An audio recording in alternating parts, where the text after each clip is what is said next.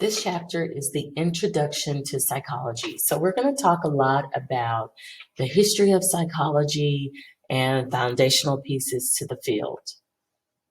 First off, in psychology, we work through what's called the BioPsychosocial Model. This is a method used for understanding a person's health using biological, psychological, and social factors that all exist in all of our lives. The principle of the biopsychosocial model says that issues related to your health can impact your psyche. This is known as the mind-body connection. So if you take a look at this chart, this gives you an idea what the biopsychosocial model represents. Bio meaning biological factors, what genetic components play a role in a person's development. Psychological being issues related to your thinking, your self-esteem, how you cope, your social skills. And then social factors, which relate to your environment, your family, your school, the people around you. That all makes up your mental health, and there can be overlap in various areas. The idea of a tabula rasa is the idea that people, when they're born, they are a blank slate.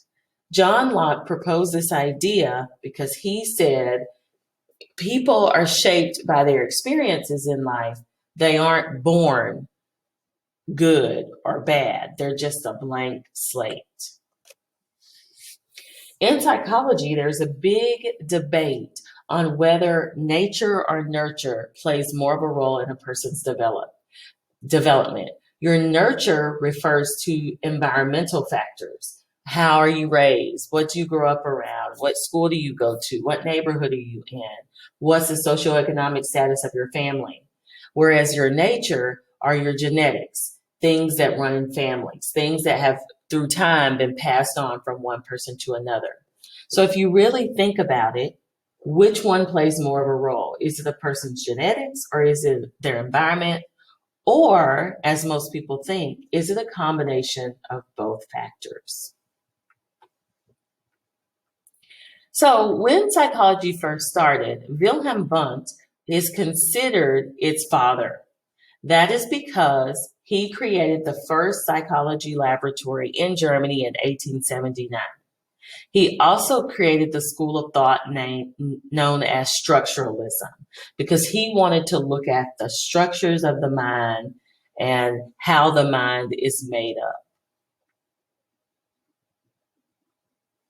William James is often known as the father of American psychology because he worked through the principles of psychology in 1890.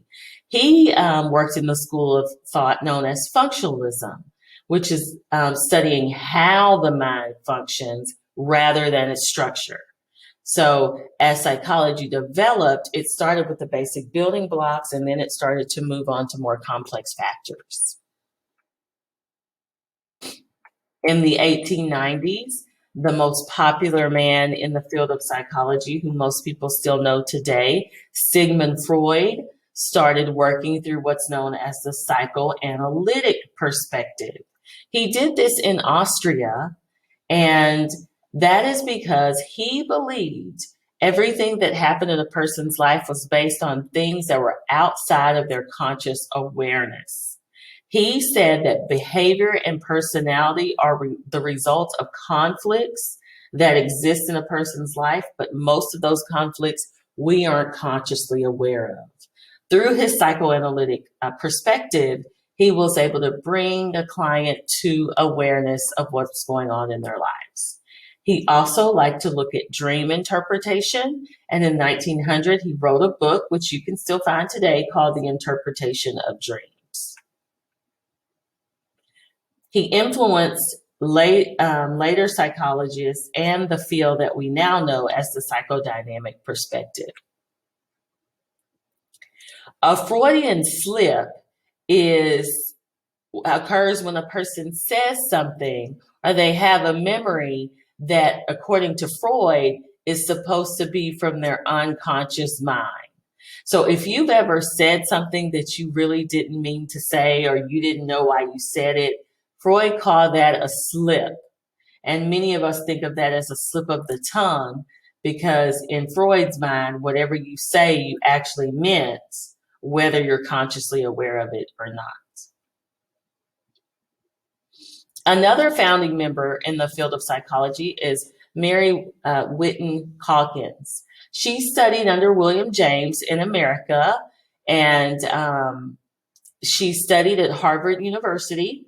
She actually fulfilled all of the requirements to get her PhD in psychology, but the university did not want to offer a doctorate to a woman.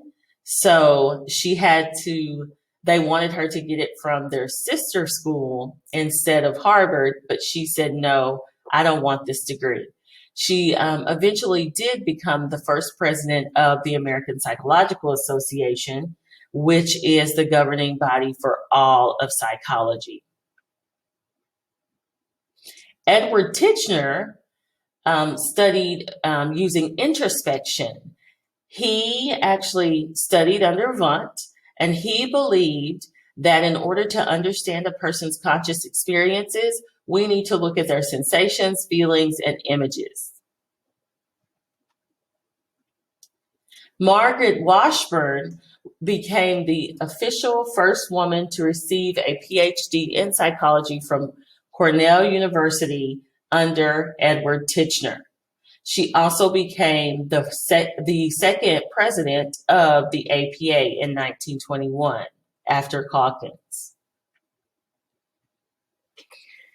Francis Sumner was the first African American to receive a PhD in psychology, and two of his students, Kenneth Clark and Mamie Clark, who became husband and wife, they also worked in the field. Kenneth Clark was the first African-American president of the APA, and Mamie Clark played a historic role in the Brown versus Board of Education law because they both worked together to study prejudice and how it impacts a person. G. Stanley Hall was another student of Wundt, and he created the first laboratory to study psychology at Johns Hopkins University in 1883. He also helped found the APA in 1892. You should know the difference between a psychologist and a psychiatrist. A psychologist is a person who provides therapy, conducts assessments, and determines diagnoses. A psychiatrist is a medical doctor who's gone to medical school and then decides to specialize in the field of psychology. They only prescribe medications. They don't provide therapy. So psychologists and psychiatrists must work together in combination so that the psychiatrist is able to refer the client who's taking medication to the psychologist for long-term treatment. The last thing we're going to talk about are the fields of psychology. And there are 7 contemporary perspectives that psychologists work under. They are biological, psychodynamic, behavioral, humanistic, cognitive, social, cultural, and evolutionary. We're going to look at all of these 7 fields in detail. Starting with the cognitive perspective. The cognitive perspective focuses on how people think and process information. So when you hear the word cognitive, always think of the mind, because behavior, according to a cognitive therapist, is based on how a person interprets or thinks about a situation. That is what's going to lead them to action. Piaget is one of the major psychologists who we'll talk about later, who studied intellectual development in children. Noam Chomsky studied language development, and the field of cybernetics is the science of information processing. The biological perspective focuses on how our biological structures and substances that lie underneath that impact our behavior, thought, and emotion. So according to the biological perspective, all of our actions are based on our brain chemistry. and things that have gone on and been passed down in our families. It could be at various levels, such as the neural level, different areas of the brain, eating, emotion, learning, and biological psychologists are going to focus on how genetics is impacting development. Psychologists who work in the sociocultural perspective look at how a person's thinking and behavior changes depending on their setting. They said that a person's behavior is influenced by other people. So if you've ever behaved differently with your family or with your parents than you do with your friends, that is what the social cultural perspective is about. It's kind of like code switching and how we change things up depending on where we are. The behavioral perspective focuses on a person's behavior. John Watson was one of the behavioral psychologists who did a lot of research on observable behavior. And behavioral psychologists say that a person's behavior is the result of learning and things that they learn to associate with each other. The behavioral perspective also focuses on rewards and punishment. So we'll talk later in the learning unit about classical conditioning and operant conditioning and how those things play a role in a person's development.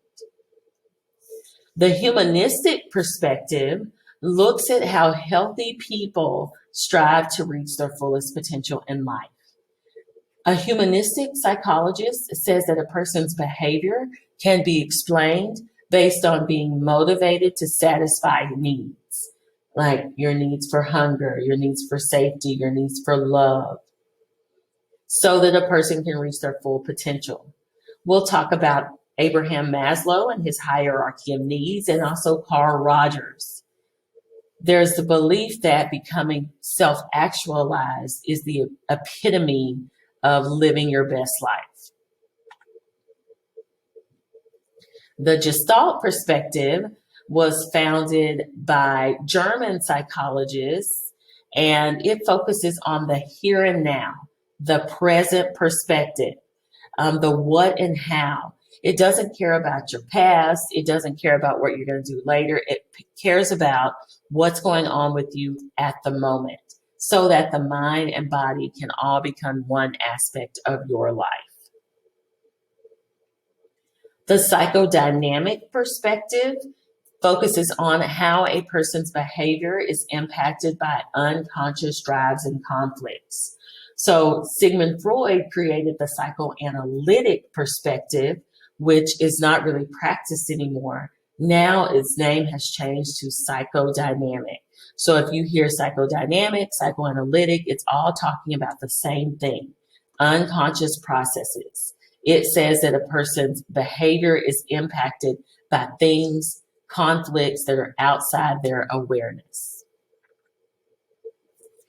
And the evolutionary perspective is influenced by Charles Darwin and his emphasis on adaptable behaviors that have lasted over time.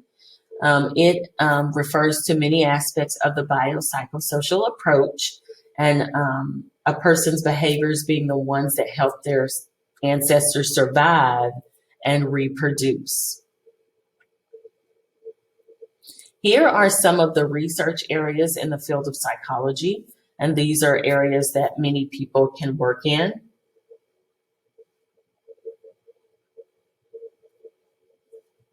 This chart shows you by field that most people in the field of psychology work as clinical psychologists, but then also we have a lot of counseling psychologists. I will say that for most psychologists, if you say that if you go in with a problem, they're going to do whichever of these, they're going to be able to practice from whatever perspective is going to be best for you. In the field of psychology today, things have changed a lot from its beginnings. If you remember from the things we talked about earlier, there weren't a lot of women in the field. So until the 1960s, the field of psychology was composed primarily of white males, and that's changed a lot. Now, about 73% of bachelor's degrees in psychology go to women, and 66% of new doctoral degrees also go to women.